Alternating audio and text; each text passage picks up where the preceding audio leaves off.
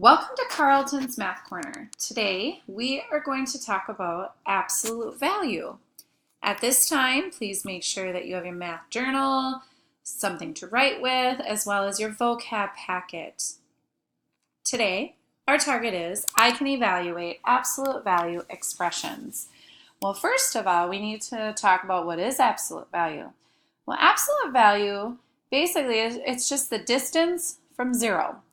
How many hops from zero do you have to take for a certain number? So for instance, positive 3 and negative 3, they both are 1, 2, 3 hops from zero. And so the absolute value, and that's what these parallel lines mean. This is our symbol for absolute value.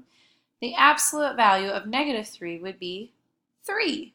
Because it's 3 hops from zero. Or I can even put a positive 3 in here and it would still be the same answer.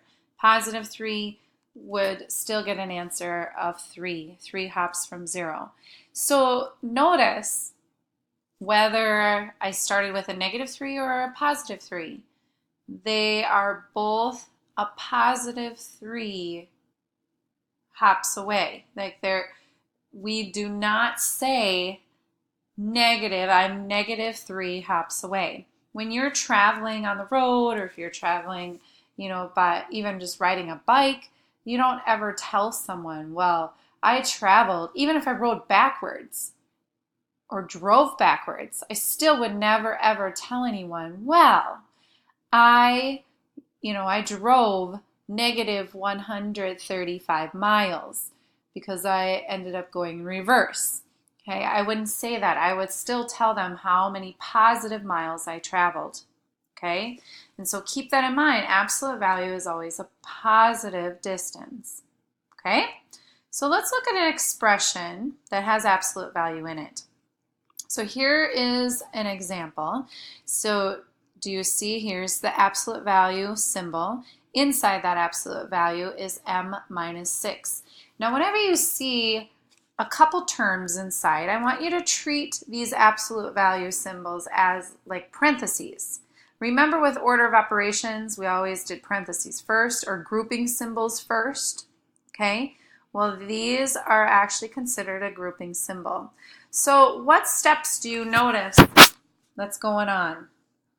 Because here's my original expression, so don't forget the minus 14.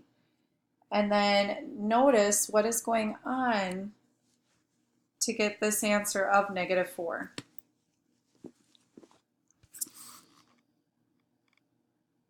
Well, what I notice is that the negative 4 is basically the value of m.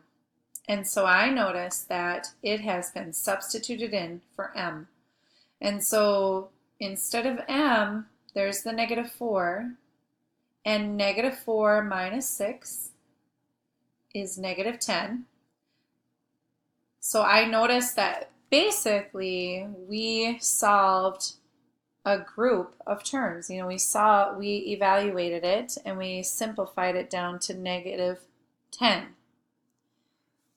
And now here's where the tricky part comes.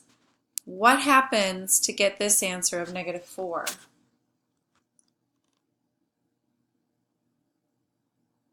Absolutely right. The absolute value of negative 10 is positive 10 because it is 10 hops from 0. And so it is positive 10. And then minus 14, notice that is on the outside. It is not included inside the absolute value. So I don't take the absolute value of that one. I leave it as minus 14. So I have positive 10 now, minus 14, and I get negative 4. Okay?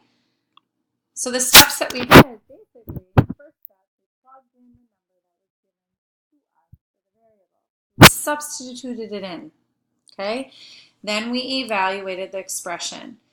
And we always started with, we got to remember GEMDAS.